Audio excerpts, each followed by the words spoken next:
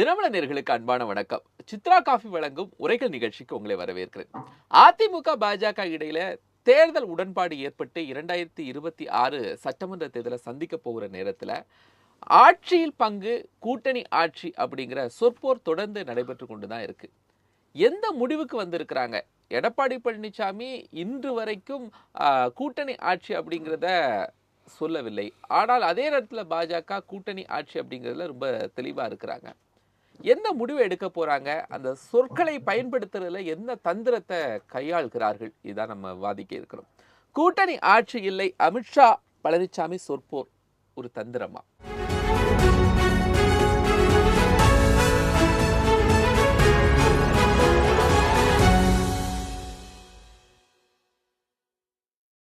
மூன்று கருத்துரையாளர்கள் நம்மோடு பங்கெடுக்கிறாங்க.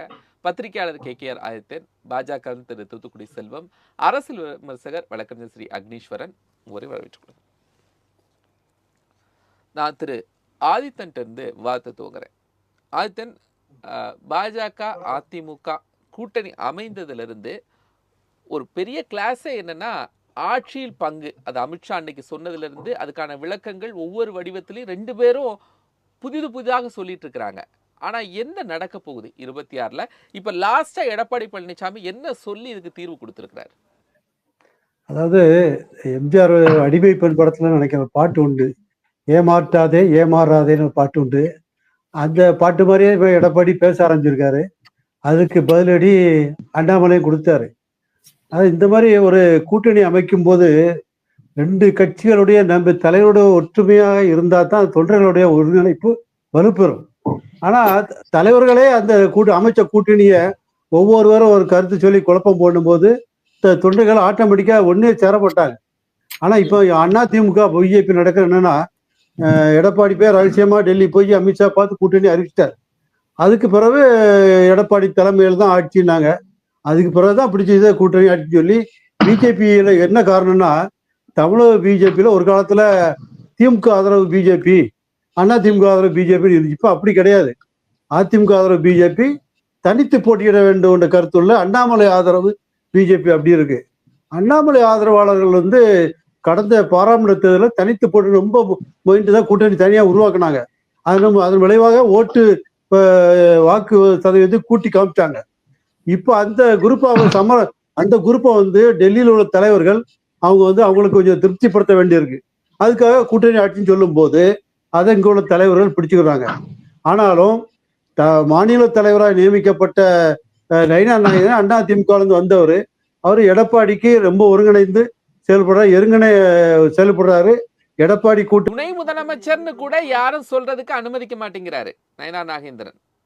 ஆமா, எடப்பாடியே அவர் ஏதாவது சொன்னா கூட இல்ல, எடப்பாடி நல்ல உள்நோக்க சொல்லல, அந்த அப்படி இவரே ஒரு விளக்கம் கொடுத்து சொல்லிட்டு இருக்காரு. ஆனால் மண்குடத்தை போட்டு உடைக்க மாதிரி அண்ணாமலை மீண்டும் போட்டு இன்னைக்கு கூட அந்த கருத்தை சொல்லிட்டாரு. நான் எங்க தலைவர் அமித்ஷா சொல்றதை நான் ஏற்க முடியும், நாங்க ஏமாற்ற மாட்டோம், அதே சமயம் ஏமாற மாட்டோம்னு சொல்லிட்டு இதுக்கு மேல நான் பேசக்கூடாது, ரொம்ப பேசக்கூடாது, நயனா தான் கருத்து சொல்லிட்டாரு. படத்துல வரவே எல்லாம் பேசாதுன்னு இவரே பேசிடுறாரு.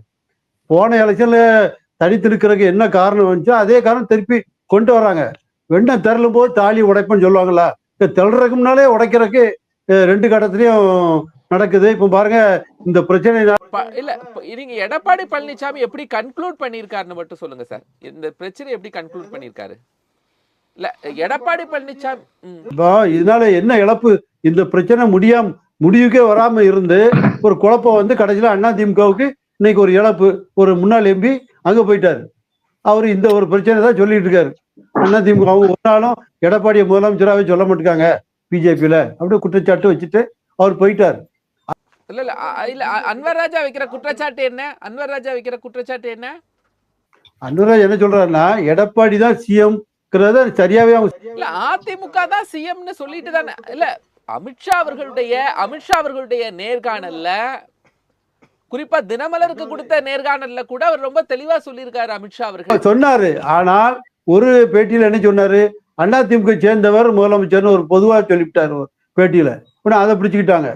இந்த மாதிரி கூட்டணி ஆட்சிங்கிற குழப்பத்தை பாஜகவுக்கு இல்ல, ரெண்டு போட்டிகள்ல யாருக்கு அப்படின்னா அதிமுகவுக்கு தான் அப்படின்னு சொல்லும்போது அவர் எப்படி அதிமுகல இவர்னு சொல்ல முடியும்? அந்த கிளான்ஸ் அமித்ஷா கையில இருக்கா? அன்வர் ராஜா சொல்றாரு, மகாராஷ்டிராவில் இப்படிதான் சொன்னாங்க, கடைசியில பாருங்க அங்க அந்த கட்சியெல்லாம் உடைச்சு மாத்திட்டாங்க, அதே நிலைமைக்கு வந்துரும் இன்னைக்கு சொல்லியிருக்காரு. ஏன்னா இந்த சரி, அன்வர் ராஜா அவர்கள் இல்ல அன்வர் ராஜா அவர்கள் இப்ப இல்ல அன்வர் ராஜா அவர்கள் இப்ப எங்க இருக்கிறாரு? அன்வர் ராஜா இன்னைக்கு சொல்லியிருக்காரு, நீ பேட்டி சொல்லியிருக்காரு.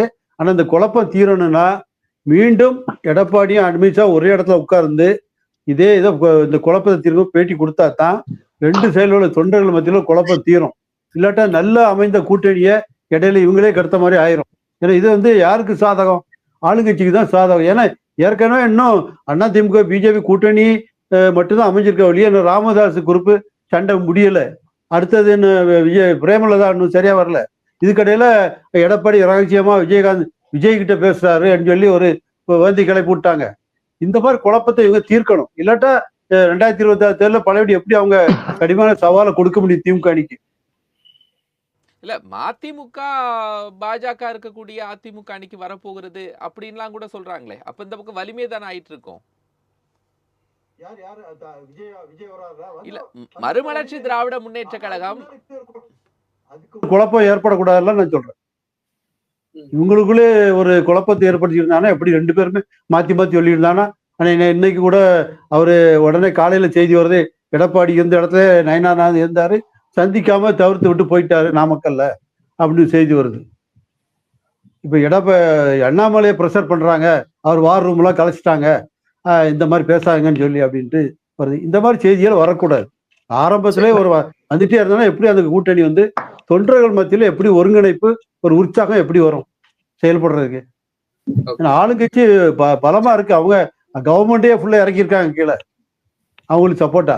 ஒரு சில கட்சி ஒரு சில கவர்மெண்ட் ரெண்டு இறக்கிட்டு வேலை செஞ்சுட்டு இருக்காங்க. அப்படி இருக்கும்போது இப்பவே கூட்டணியில சண்டை போட்டுருந்தா எப்படி இருக்கும் அது? அக்னீஸ்வரன், என்ன பிரச்சனை? நல்லா எல்லாம் பேசி தெளிவா ஒரு முடிவு எடுத்து தான் கூட்டணி ஒருங்கிணைந்தது. அதுக்கு பிறகும் தெளிவில்லாமலே பயணிச்சுட்டு இருக்கா? இல்லை அவங்க ரெண்டு பேருமே தெளிவாக தான் பண்ணிட்டு இருக்கிறாங்க. அவங்க தெளிவில்லாதவங்கன்னா சொன்னால் உலகம் நம்பாது. ஆனால் இங்கே சிலப்பதிகாரத்தில் சொன்னது மாதிரி தான், கொண்டு வா என்று கோவலனை சொன்னபோது அவன் தலையை கொண்டு வந்து விட்டார்கள். அதுதான் பிரச்சனை. ஆளை பிடிச்சி வாயான்னு தான் சொன்னாங்க. கூட்டணி ஆட்சி அப்படின்ற பேச்சுக்கு இங்கே இடமே கிடையாது. அந்த கூட்டணி தேசிய ஜனநாயக கூட்டணி என்று சொன்னாலும் அதிமுக தலைமையில் தமிழ்நாட்டில் தேர்தலை சந்திக்க போகிறாங்க. ஆகவே இங்கே என்னதான் 200 வருஷ காங்கிரஸ் இருந்தாலும் தமிழ்நாட்டில் மாண்புமிகு முதலமைச்சர் திரு மு.க. ஸ்டாலின் எடுக்கக்கூடிய முடிவு தான்.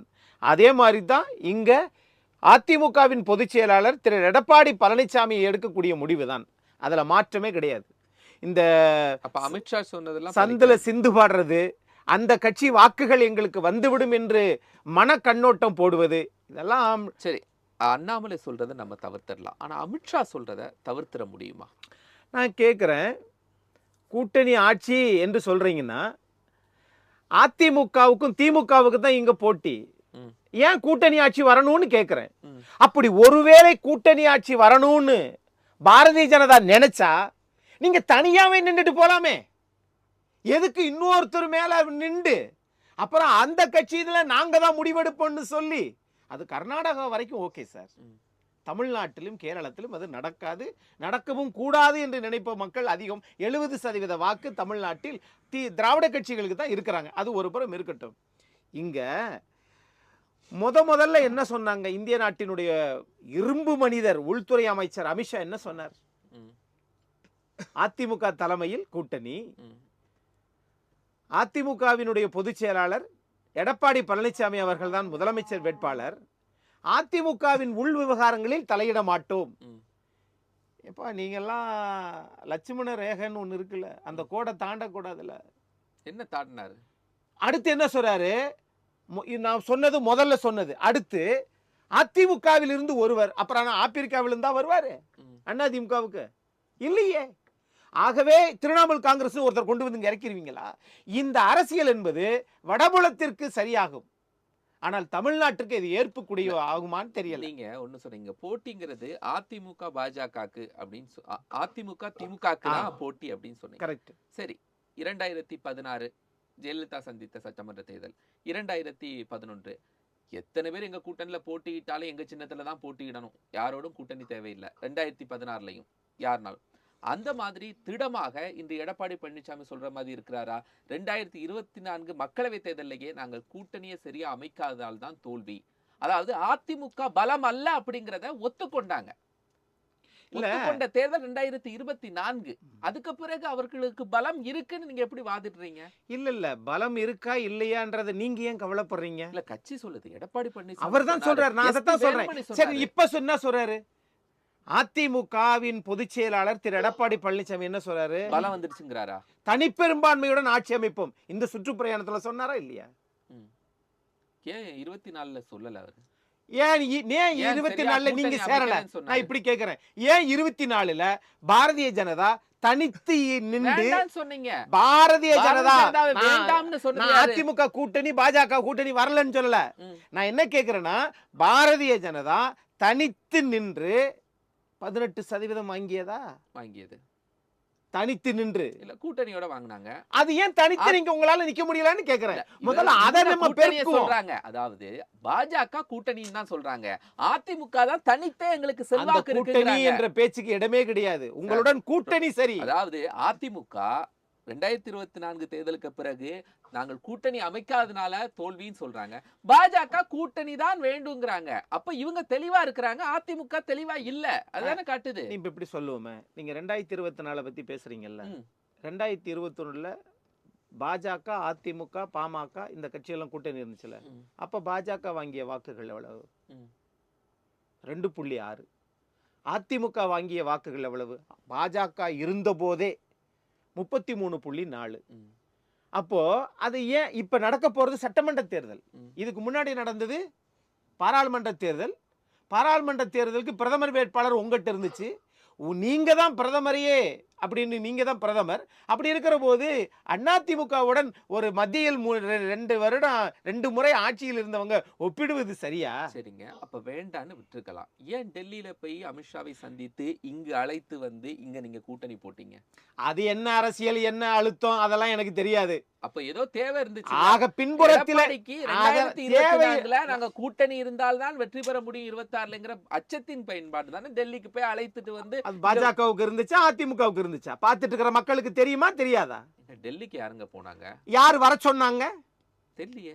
அப்புறம் ஏன் வந்து கூட்டா பேசுகிற போது அதிமுக பொதுச் செயலாளர் பேசவே இல்லையே? கூட்டா பேசுகிற போது தமிழ்நாட்டில் அதிமுக தலைமையில் தான் பாஜக.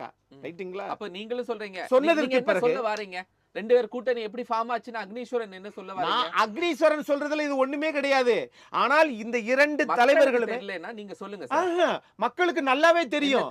அழுத்தம் கொடுத்து இதுல வந்து நாங்க கூட்டணி ஆட்சி அப்படின்னு சொல்லி பேசிடலாம், அதுல நம்ம சொன்னா கேட்டுக்குருவாங்க, அத வந்து சரி பண்ணிடலாம் என்று நினைச்சால் இந்த அரசியல் கணக்கு தப்பா போய் முடியும். கூட்டணி அதிமுக பாஜக இல்ல இல்ல இல்ல. அதிகாரத்தை நீங்க அடுத்தவங்க தோள் மேல ஏறி அதிகாரத்துக்கு வரணும்னு நினைக்கிறீங்க பாருங்க, அது தமிழ்நாட்டில் முடியாது. அப்ப அது உடன்படாதது. இந்த ரெண்டுமே முரண்பட்ட. அது உடன்படுதா உடன்படலான்னு 2026 தேர்தலுக்கு பிறகு நம்ம பாப்போம். சொல்லக்கூடிய அதிகாரம் இதெல்லாம் தான் மக்கள் எதிர்க்கட்சி விமர்சனம் செய்யறாங்க. நான் கேக்குறேன், தமிழ்நாட்டுல ஒரு பேட்டி கொடுத்துட்டு போனார் உள்துறை அமைச்சர். அதுக்கு பிறகு கொடுத்த பேட்டியில எங்க இருந்து பேசினாரு? தமிழ்நாட்டில இருந்தா பேசினாரு. அங்க எல்லாம் என்ன சொல்றாருன்னா, அதிமுகவிலிருந்து ஒருவர் கூட்டணி ஆட்சி. நீங்க தான் சொல்றீங்க. கலைஞர் 95 பேரை வச்சுக்கிட்டு மைனாரிட்டி அரசாங்கத்தை நடத்தினாரு. அதை விட எல்லாம் இந்த 2026 மோசமா போயிடாதுன்னு சொல்ல வரேன். 2026க்கும் பாஜக கலட்டி விட்டுருவாங்களா? கலட்டி விட வேண்டிய அவசியம் இல்லை. ஆனால் அதிகார அழுத்தம், நாங்கள் மத்திய அரசாங்கத்தில் இருக்கோம், வலிமையோடு இருக்கிறோம், நாங்கள் சொன்னால் எது வேண்டுமானாலும் நடக்கும் என்ற அதிகார தோணில கூட்டணி ஆட்சி என்று சொன்னால் தமிழக மக்கள் நிராகரிப்பார்கள். அப்போ யார் பாஜக நிராகரிப்பார்கள்? அது யார நிராகரிப்பாங்க பாப்போம். நான் யாருன்னு சொல்லல, நான் யாருன்னே சொல்லல. அக்னி சார், நீங்க இப்ப சொல்றதே 2026ல இது ஒரு தோல்வி கூட்டணிங்கறத அப்படி நான் சொல்லலையே. கோபாலகிருஷ்ணன் சார் விருப்பத்தை சொல்றாரு. நீங்க சொல்ற விதம் நான் விதம் அது இல்ல. மக்கள் பாடம் புகட்டுவாங்க. அதிகார தோல்வினா மக்கள் என்ன பாடம் புகட்டுவாங்க? வெற்றியா தோல்வியா? அது என்னன்னு இப்ப எப்படி சொல்ல முடியும்? இப்ப எப்படி சொல்ல முடியும்? நீங்க சொல்றது நீங்க அப்ப நீங்க என்ன சொல்றீங்கன்னா, தமிழ்நாட்டுல சொல்லும் போது என்ன சொல்றீங்க? அதிமுக தலைமையில் கூட்டணி நிக்கிறீங்க, அதிமுக பொதுச் செயலாளர் முதலமைச்சர் வேட்பாளர், டெல்லியில இருந்து அப்படியே ரிவர்ஸ் கியர் போட்டு வேற மாதிரி பேசுறீங்க. அப்ப என்ன உங்க அரசியல் தந்திரம் தெரியல. புரியல. தூத்துக்குடி செல்வம் உங்களுக்கு புரிஞ்சிருக்கா? நீங்க சொல்லுங்க. அக்னீஸ்வரன் சொல்றது. தினமலர் உரைகள் நிகழ்ச்சிக்கு, அதான் அந்த நிகழ்ச்சியை ஒருங்கிணைக்கிற தினமலர் நிறுவனத்திற்கு, அதே போலவே நெறியாளர் சகோதரர் கோபாலகிருஷ்ணன் அவர்களுக்கு, தினமலர் உரைகள் நிகழ்ச்சியை ஒளிப்பதிவு செய்கிற தொழில்நுட்ப கலைஞர்களுக்கு, என்னுடைய சக பங்கேற்பாளர்களுக்கு என்னுடைய பணிவான வணக்கம். அதாவது நண்பர் அவரு அக்னீஸ்வரன் மிக சாமர்த்தியமாக அவரு அதிமுகவுடைய செய்தி தொடர்பாளரா அரசியல் விமர்சகரா என்பதை அவர் அடையாளப்படுத்த முடியாமல் மிகவும் நடுக ஒரு விதமான தூத்துக்குடி செல்வம் அதிமுகவில இருந்து வந்தவரா பாஜகவினுடைய செய்தி தொடர்பாளரா எனக்கும் தெரியல. இல்ல நீங்க நான் சொல்லி முடிச்சிடுறேன். அவங்க நேரத்துல பேசுங்க தலைவரே. நான் எந்த ஊரு, எந்த ஜாதி, எந்த மதம், இவன் பெர்த் சர்டிபிகேட் இங்க வாங்கினானா இலங்கையில வாங்கினானா இதெல்லாம் எதுக்கு கேக்குறேன்? கேளுங்க. நான் தோத்து போயிருவீங்க. கேளுங்க சார். அக்னீஸ்வரன் ரொம்ப ரொம்ப நீங்க லாபமா பேசும்போது பிஜேபி பேசும்போது பேசுறீங்கன்னா நீங்க ஒண்ணு அதிமுக ஆதரவா பேசுங்க அல்லது நடுநிலையா பேசுங்க. அதுதான் பாரதிய ஜனதா கட்சியை கண்டிக்கும் போது நான் மறுப்பு சொல்லாம இருக்க முடியாது. நீங்க உடனே அதுக்கு நீங்க இது பண்ணாதீங்க. ஒண்ணு கொஞ்சம் அமைதி காருங்க. அதாவது தமிழ்நாட்டு அரசியலில் 2026 சட்டமன்ற தேர்தல் கொஞ்சம் விசித்திரமாக அமையும். ஏன்னு கேட்டீங்கன்னா, இன்றைக்கு அரசியலில் ஒரு தெளிவான நிலை ஏற்பட்டு விட்டதாக நான் கருதவில்லை. ஏன்னு கேட்டீங்கன்னா, எந்த இயக்கமாக இருக்கட்டும், அதுக்கு காரணம் என்னன்னு கேட்டீங்கன்னா, திமுக ஒரு அணி, அண்ணா திமுக தலைமையில் ஒரு அணி, திரு விஜய் அவர்கள் தலைமையில் ஒரு அணி, மரியாதைக்குரிய அண்ணன் சீமான் தலைமையில் ஒரு அணி என்கிற வகையில் 4 முனை போட்டி ஏறக்குறைய தெளிவாக கண்ணுக்கு தெரிகிறது. 4 முனை யுத்தகலத்தில் 4 முனையாக நிற்கிறவர்கள் யார் யாரோடு சேருவார்கள், யார் எந்த அணிக்கு செல்வார்கள் என்பது இன்னும் திட்டவட்டமாக முடிவாகல. அதை முதல்ல மனசுல வச்சுக்கிடுங்க. ஏன்னு கேட்டீங்கன்னா, திமுகவில் இருந்து கூட சார், அதாவது திமுக அணியில இருந்து கூட சில பேர், சில கட்சிகள், மதிக்க தகுந்த கட்சிகள் திரு விஜய் அவர்களோடு செல்வதற்கு வாய்ப்பு இருப்பதாக பேசுகிறார்கள். அதே போலவே திமுக அணியில இருக்கிற சில கட்சிகள் மரியாதைக்குரிய திரு எடப்பாடி பழனிசாமி அவர்களோடு பேசிக் கொண்டிருப்பதாக சொல்லப்படுகிறது. பாரதிய ஜனதா கட்சியோடும் சில கட்சிகள் பேசுகிறார்கள். இது எனக்கு தெரியும். ஆனால் நான் என்ன சொல்றேன்னு கேட்டீங்கன்னா, யார் தலைமையில் எப்படிப்பட்ட அணிகள் அமையும் என்பது இன்னும் திட்டவட்டமாக ஒரு தெளிந்த நீரோடையாக இன்னும் அமையவில்லை. அதை முதல்ல மனசுல வச்சுக்கிடுங்க. இப்போ மரியாதைக்குரிய அமித்ஷா அவர்கள் என்ன சொன்னாங்கன்னு கேட்டா, பாரதிய ஜனதா கட்சி தலைமை தாங்குகிற NDA, நேஷனல் டெமோக்ராட்டிக் அலைன்ஸ் இருக்கு பாருங்க, அந்த கூட்டணியின் சார்பில் தமிழ்நாட்டிற்கு அதிமுக கூட்டணிக்கு தலைமை தாங்குகிறது. அதுல எந்த இருவேறு கருத்துக்கு இடமில்லை. அதிமுக தலைமை தாங்குகிற ஒரு இந்த இயக்கம், இந்த கட்சி, இந்த கூட்டணி ஒருவேளை அதிமுக ஒரு 100 இடங்களில் வெற்றி பெற்று, பாரதிய ஜனதா கட்சி ஒரு 40 இடங்களில் வெற்றி பெற்று விட்டது, 30 இடங்களில் வெற்றி பெற்று விட்டது என்று சொன்னால் ஒரு ஆட்சி, கூட்டணி ஆட்சி சாத்தியம் தானே? நீங்க அதை மறுக்கிறீங்க. ஒருவேளை அது கடந்த காலங்களில் இதுக்கான முன்னுதாரணங்கள் இருக்கு. சாத்தியம் இல்ல அப்படின்னு எடப்பாடி பழனிசாமி சொல்றாரு. இல்ல கூட்டணி ஆட்சி தான் அப்படின்னு சொல்லி தேர்தலை சந்திக்கிறதுல NDAக்கு என்ன பிரச்சனை? NDA அப்படிங்கிறது அமித்ஷா மட்டும் சொல்லல, இன்னைக்கு தமிழ்நாட்டில் அமைக்கப்பட்டிருக்க எடப்பாடி பழனிசாமி தான் சொல்றேன். அதாவது இன்னும் அரசியலில் ஒரு தெளிவான நிலை ஏற்பட்டு விட்டதாக நான் கருதவில்லை. இன்னும் இது ஜூலை மாதத்தினுடைய இறுதி கட்டத்துல மூன்றாவது வாரத்தில் நாம இருக்கோம். இன்னும் ஆகஸ்ட், செப்டம்பர், அக்டோபர் மாதத்திற்கு மேலாக தான் இதுல ஒரு தெளிவான நிலை, யார் யாரோடு, யாருக்கு எத்தனை இடங்கள், எப்படிப்பட்ட அதாவது எலெக்ஷன், மேனிபெஸ்டோ, அதாவது தேர்தல் அறிக்கைகள், தேர்தல் வியூகங்கள், இதெல்லாம் அப்பதான் முடிவு பண்ணப்படும். அதனால இப்போதைக்கு என்னன்னு கேட்டீங்கன்னா, இந்த 3 மாதங்கள்ல யார் யாரோடு இணைந்து தேர்தல் சந்திக்க போறாங்க எல்லாம் வந்துரும். அது 3 இல்ல, இன்னும் ஒரு 5 மாதம் கூட எடுக்கட்டும், அந்த டீட்டெயில் நம்ம விவாதிக்கலாம். ஆனால் இப்போது அதிமுக பாஜக இடையே ஏற்பட்டிருக்கிற அந்த உடன்பாடு இருக்கு இல்லையா, அந்த உடன்பாட்டுல பிரதானமா இருக்கக்கூடிய கூட்டணி ஆட்சியில் கூட்டணி இல்லைன்னா ஆட்சியில் பங்கு, அதுல எப்ப உடன்பாடு ஏற்படும் ஃபைனலா, அது தெளிவோட போகணும்ல. நம்ம ஃபார்மலி ஏடிஎம்கே பிஜேபி அலைன்ஸ், அதாவது கன்க்ளூடடா, அதாவது ஃபார்மலி ஏடிஎம்கே பிஜேபி அலைன்ஸ் உடன்பாடு ஏற்பட்டிருக்கிறது. அதே நேரத்தில் கூட்டணி ஆட்சியா தனித்த ஆட்சியா, யாருக்கு எத்தனை இடம், இதெல்லாம் இப்ப பேசல. ஏன்னா இயல்பா ஒரே ஒரு செய்தி என்னன்னு கேட்டீங்கன்னா, தமிழ்நாட்டை பொறுத்த வரைக்கும் அதிமுக தான் இந்த கூட்டணிக்கு தலைமை ஏற்கிறது. அதை மரியாதைக்குரிய அமித்ஷா அவர்கள் மிக தெளிவாக சொல்லிட்டாங்க. அதுக்கு பிறகு இப்ப என்னன்னு கேட்டீங்கன்னா, திமுக இதுல சிண்டு முடிகிற வேலையை செய்கிறது. என்ன செய்து, பாரதிய ஜனதா கட்சியோடு அதிமுகவை பிஜேபியோட அடகு வைத்து விட்டார் எடப்பாடி பழனிசாமி என்று அவர் மீது அதிமுக பொதுச் செயலாளர் மீது குற்றம் சாட்டுகிறார்கள்.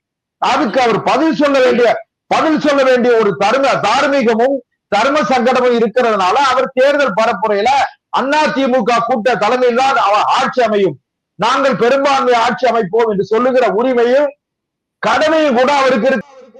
சரி சார், இப்போ கூட்டணி ஆட்சின்னு சொன்னா தமிழ்நாட்டு மக்கள் அதிமுகவுக்கு வாக்களிக்க மாட்டாங்களா?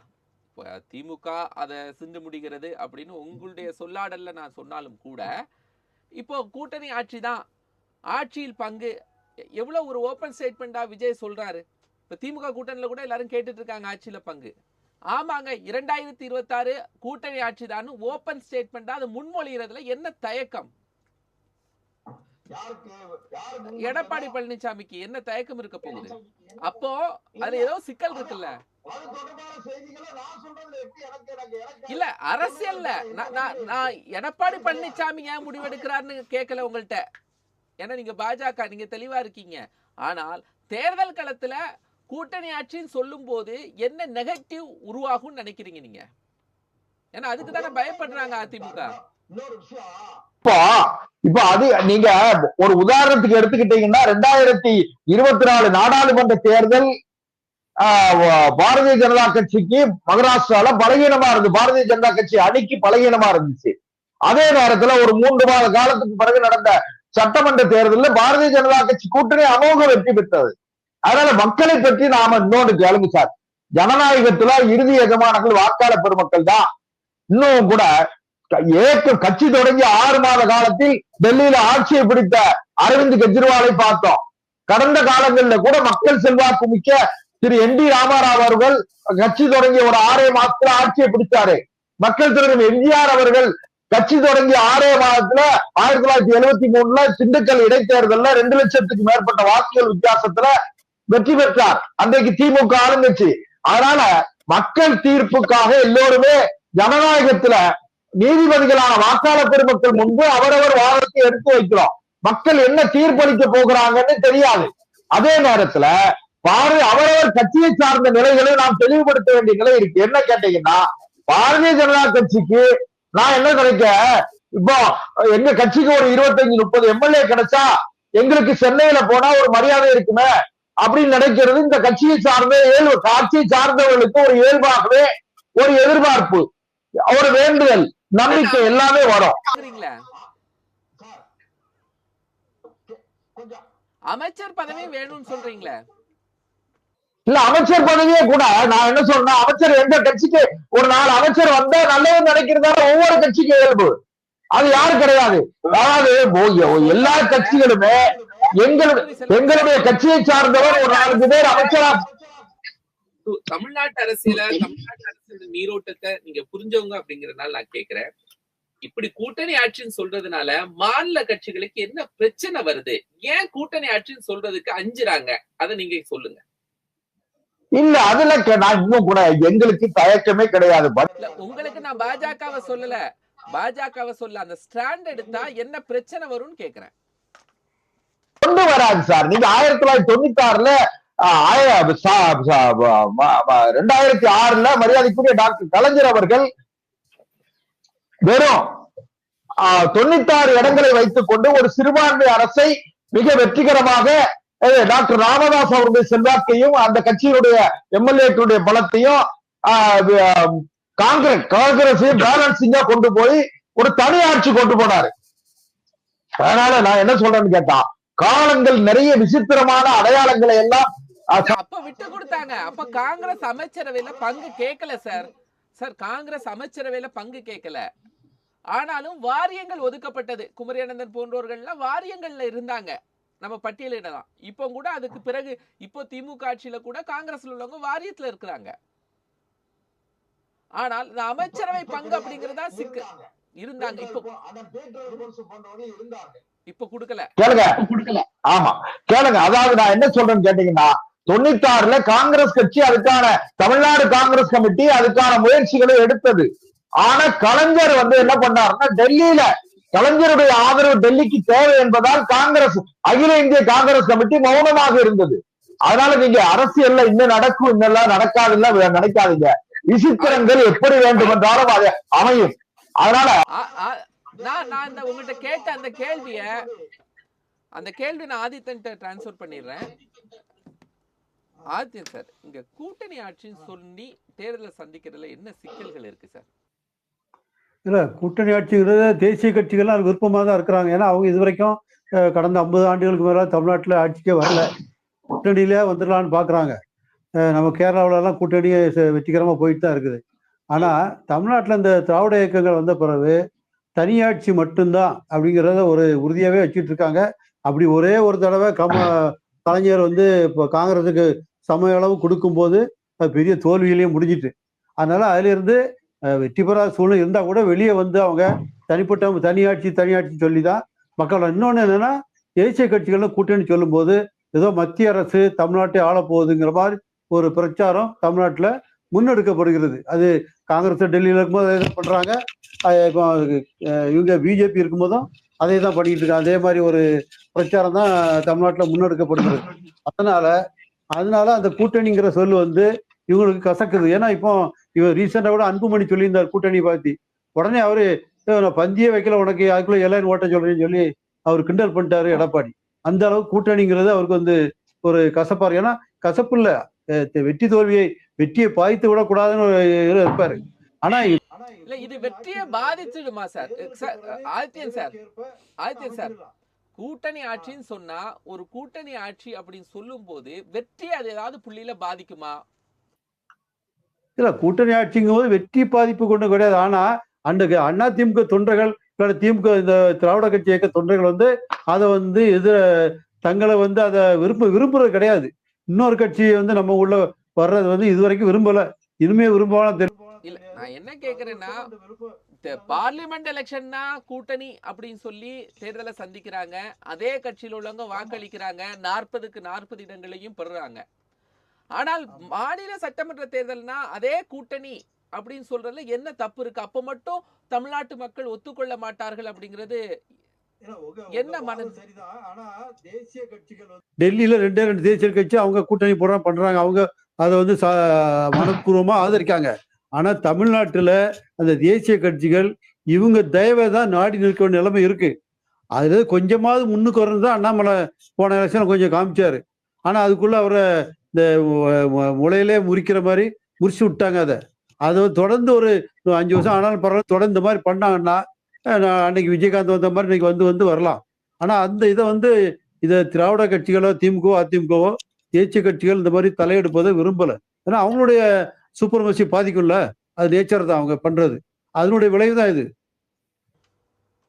இப்போ இந்த சிக்கலை களையாமல் தேர்தலை சந்திக்கிறது அதிமுக பாஜகவுக்கு எவ்வளவு பெரிய பிரச்சனையை உருவாக்கும்? இந்த தெளிவுபடுத்தாம, இந்த விஷயங்களை தெளிவுபடுத்தாம தேர்தலை சந்திக்க போறது.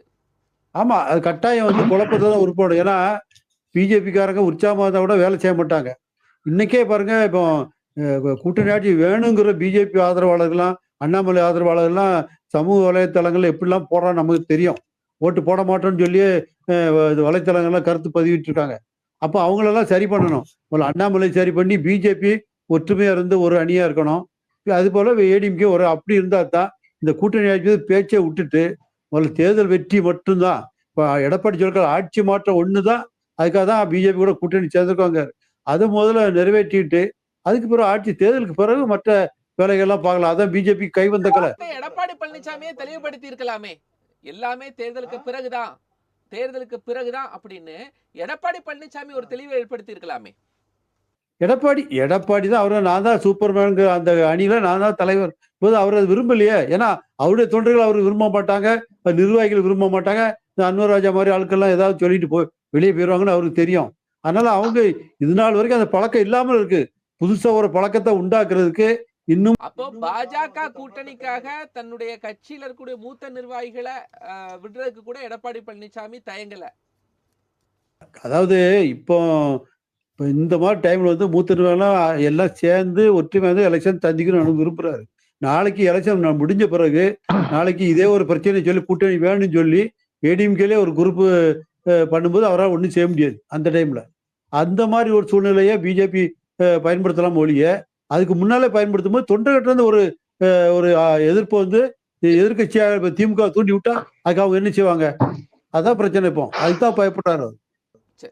சார், எவ்வளவு பிரச்சனை இருக்கு, தொண்டர்களுக்கு தெளிவு ஏற்படுத்தலைன்னா எவ்வளவு பிரச்சனை இருக்குங்க. தெளிவை ஏற்படுத்தாம இந்த தேர்தலை கொண்டு போறதுல எவ்வளவு பெரிய சிக்கல் இருக்கும் இந்த ஒரு வலிமையான கூட்டணி இருக்கும்போது. தெளிவை ஏற்படுத்த வேண்டியது நீங்களும் நானுமா? அரசியல் கட்சி தான், அரசியல் கட்சி தலைவர்கள் தான். ஆட்சி அதிகாரத்தில் இருந்தவங்க அல்லது இனிமேலுக்கு இருக்க போறவங்க செய்ய வேண்டிய வேலை ஒன்று. இந்த தினமலர் வாயிலாக அடியேனுக்கு தெரிந்தவைகளை தான் நான் பேச முடியும். தெரியாதவைகளை நாளைக்கு நான் வந்து பெரிய ஆளாயிருவேன், நாளை கழிச்சு நான் சின்ன ஆளாயிருவேன், அது எனக்கு உடன்பாடும் இல்லை. அரசியல் மீது எனக்கு ஒரு பெரிய உயர்ந்த மதிப்பும் மரியாதையும் இல்லாதவன் நான். ஆனால் நான் வந்து அண்ணா இன்ஸ்டிடியூட் ஆஃப் மேனேஜ்மெண்ட்ல அரசியல் படித்ததனால் அரசியலை நான் விவாதிச்சுக்கிட்டு இருக்கேன், இவ்வளவுதான். தமிழ்நாட்டில் திரு அமித்ஷா அவர்கள், மாண்புமிகு எதிர்க்கட்சி தலைவர் எடப்பாடி பழனிசாமி அவர்கள், திரு விஜய் அவர்கள், நாம் தமிழர் கட்சியினுடைய ஒருங்கிணைப்பாளர் திரு சீமான் அவர்கள் எல்லோருமாக சேர்ந்து மீண்டும் திராவிட முன்னேற்ற கழகத்தை ஆட்சிக்கு கொண்டு வந்து விடுவார்களோ என்கிற பேர் அச்சம் இடி எனக்குள்ள விழுந்துகிட்டே இருக்குது. ஏன்னா திமுகவில் இருக்கிற கூட்டணி கட்சிகள் எல்லாம் திரும்பவும் நாங்க நைட்டு 2 மணிக்கு போய் தூங்கிக்கிட்டு இருக்கிற ஆளை போய் கேட்டீங்கன்னா அண்ணன் திருமாவளவனை எழுப்பி, அப்பா யார்ப்பா உங்க கூட்டணியில் முதலமைச்சர்? கண்ணை கூட முழிக்காமல் எங்கள் முதலமைச்சர் திரு மு.க. ஸ்டாலின் என்று சொல்லுவார். அதே மாதிரி தான் திரு ஐயா முத்தரசன் ஐயா, அதே மாதிரி தான் ஐயா சண்முகம் அவர்கள். ஆனால் அவர்கள் எல்லாருமே தேசிய கட்சி தானே கம்யூனிஸ்ட், காங்கிரஸ் கட்சி தானே தேசிய கட்சி தானே காங்கிரஸ். ஆனா அவங்க எல்லாரும் சேர்ந்து என்ன சொல்றாங்கன்னா, தமிழ்நாட்டில் இன்றைக்கு இருக்கக்கூடிய முதலமைச்சரை நாங்கள் 2026 முதலமைச்சர் ஆக்குவோம் என்று கனவுல கூட சொல்லிக்கிட்டு இருக்கிறாங்க. ஆனால் அதை எதிர்க்கக்கூடிய தலைவர்கள் அத்தனை பேரும் கனவுகளாகவே நிற்கிறார்களே, அதுதான் எனக்கு வேதனையா இருக்குது. ஆகவே இதற்கு தெளிவு காண வேண்டும் என்றால் எதிரணி திமுக எதிராக வலிமை ஆகிறதுக்கு வாய்ப்பு இல்லைங்கிறீங்க. ஏன்னா அங்க ஒரே ஒரு முதலமைச்சர் தான். அப்போ இது இங்க ஒவ்வொருத்தரும் முதலமைச்சர் கனவுல வாழ்றாங்க. அப்ப பலம் இல்லைங்கிறீங்க அக்னி சார். அது எனக்கு தெரியல, அது பலமா பலம் இல்லையான்னு சொன்னா அண்ணன் தூத்துக்குடி செல்வத்துக்கு உடனே அங்கிருந்து தூத்துக்குடியிருந்து ஒரு அம்பு விட்டுருவாரு. அக்னீஸ்வரன் அதிமுகவா பாஜகவா திமுகவா என்று பேசுவார். எனக்கு அதில் உடன்பாடு இல்லை. ஆனால் நீங்க தனித்தனியா பிரிஞ்சு பிரிஞ்சு கிடக்குறீங்களே, ஒரு பெரிய ஒரு காட்டு எருமைகள் கூட 100 எருமைகள் இருந்தால் 3 சிங்கங்களால் ஒண்ணுமே செய்ய முடியாது, 300 சிங்கங்கள் வந்தாலும். ஆனால் நீங்க என்ன பண்றீங்கன்னா, இப்ப அங்க ஒரே 13 கட்சிகள் சேர்ந்து ஒரு முதலமைச்சர்னு சொல்றாங்க. ஆனா நீங்க இந்த 4 கட்சியும் சேர்ந்துக்கிட்டு 4 முதலமைச்சர், அடுத்து பாமக ஒரு முதலமைச்சர், அடுத்து தேமுதிக ஒரு முதலமைச்சர், விஜய் ஒரு முதலமைச்சர், சீமான் ஒரு முதலமைச்சர், எடப்பாடி பழனிசாமி ஒரு முதலமைச்சர், அமித்ஷா யார் கனவுல தோன்றி யாரை சொல்றாரோ அண்ணன் நயினார் நாகேந்திரன் ஒரு முதலமைச்சர், அண்ணாமலை தானாகவே தான் அடுத்த முதலமைச்சர் என்று சொல்லிக் கொண்டிருக்கிறார். என்ன இது? என்ன அரசியல் புரிதல் இது? இதுதான் நான் வைக்கக்கூடியது. இது எல்லா இடத்திலும் மக்கள் பேச ஆரம்பிச்சிட்டாங்க. ஆகவே இந்த நிலை ஏற்பட்டால் என்ன நடக்கும்ன்றத மக்கள் தான் பார்த்துக்கிறணும். எங்களால ஓட்டு தான் போட முடியும். உங்க எல்லாத்தையும் கூட்டி வச்சு ஒன்னு சேர்த்து அப்பா திரு ஸ்டாலினை பார்த்து கத்துக்குங்கப்பா அப்படின்னு எங்களுக்கு சொல்ல தெரியல. அந்த அருகதையும் அந்த அறிவு சார்ந்த அரசியல் தளமும் அனுபவமும் எனக்கு இல்லைன்னு பதிவு செஞ்சுக்கிறேன். திரு தூத்துக்குடி செல்வம், ஏன் இவ்வளவு ஒரு எத்தனை போட்டிகள் இருக்கு? எல்லாரும் இந்த பக்கம் இருக்க எல்லாருமே தங்களை தலைமையாகவே நினைக்கிறாங்க. திமுக மாதிரி ஒரு ஒரு இன்டாக்டா இல்லையே தலைவர் இவர்தான் முதல்வர் அப்படிங்கிறதுல. கோபாலகிருஷ்ணன் சார், நீங்க முதல்ல நான் இன்னும் கூட ஒண்ணு கேளுங்களேன். அவங்க இன்டாக்டா இருக்காங்க, இவங்க இன்டாக்டா இருக்காங்கன்னா முதல்ல இன்டாக்ட்ங்கிற மீனிங்கே இல்லைங்க. அதுக்கு அந்த வார்த்தைக்கு அர்த்தமே இல்ல, அவசியம் இல்லைங்க. அதனால இப்ப என்னன்னு கேட்டீங்கன்னா, நாம இன்னும் எந்த ஒரு கன்க்ளூஷனும் வரல. எந்த தேர்தல் கூட்டணியும் உருவாகவில்லை, எந்த தேர்தல் கூட்டணியும் உறுதிப்படுத்தப்படவில்லை. ஏன்னு கேட்டா, திமுக கூட்டணி வலுவாக இருப்பதாக தோற்றம் தெரிகிற திமுக கூட்டணியில இருந்து மதிமுக வெளியே போவதற்கான வாய்ப்பு அதிகமாக இருப்பதாக பேச்சு அடிபடுகிறது. செய்திகள்லாம் வலைத்தளம் வெளியே பொது வெளியில வந்தாச்சு சார். பொது சமூகத்துல விவாதத்துக்கு இல்ல வெளியில இல்ல மதிமுக கேக்குறேன், வந்து எந்த கூட்டணிக்குள்ள போகுது? விஜய் கிட்ட போறாங்களா, இல்ல தனியா இருக்க போறாங்களா, அதிமுக கூட்டணிக்குள்ள வர போறாங்களா? அறிந்தவரை திமுக கூட்டணியில் அவர்கள் இல்லை. அது நான் அறிந்தவரை நான் சொல்றேன். எனக்கு தெரியாத ஒண்ணு கற்பனைகள் இல்ல. நான் கனவு கோட்டை கட்டுறதுக்கு நான் தயார் இல்ல. அதே நேரத்துல மதிமுக வெளியே வர்றதுக்கு கிட்டத்தட்ட உறுதி ஆயிடுச்சு. காங்கிரஸ் கட்சியுமே அதிகார பகிர்வை நோக்கி, அதிகாரத்துல யார் பங்கு தருவார்களோ அவரை நோக்கி பயணப்படுவதற்கு காங்கிரஸ் இயக்கமும் தயாராயிட்டாங்க. ஏன்னு கேட்டீங்கன்னா, இப்ப 2 நாட்களுக்கு முன்பாக பெருந்தலைவர் காமராஜரை பற்றி ஒரு சர்ச்சை வந்தது. அது இன்றைக்கு பொதுவெளியில் மிகப்பெரிய விவாதமாக மாறி இருப்பதனுடைய நோக்கம் என்னன்னா, காங்கிரஸ் இயக்கத்தில் ஒரு சலசலப்பு தோன்றிவிட்டது. காங்கிரசுக்கு திமுக இல்ல அதெல்லாம் முடிச்சிட்டோம்னு செல்வ பெருந்தகை சொல்லிட்டாரு.